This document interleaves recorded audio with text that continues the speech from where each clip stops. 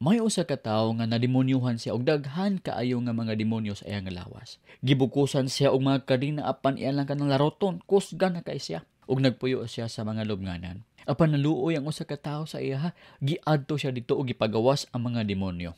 Kabalo mo sa iyang response tungod kay kaluyan siya ni atong tawhana.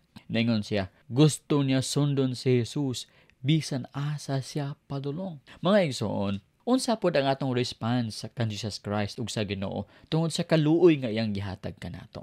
Ingon ni Paul mga igsoon, ang atong response dapat sa kaluoy sa Ginoo sa atong kinabuhi mao ang pag-present sa atong bodies as a living sacrifice ngadto sa Ginoo.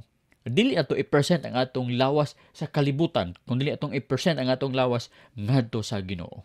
Atong tun-an ang Romans chapter 12 verse 1 and 2 aron makita nato ang tanan niyang gisulti mahitungod ni ani nga butang. Mahitungod sa pagtugyan sa atong kinabuhi ngadto sa Ginoo.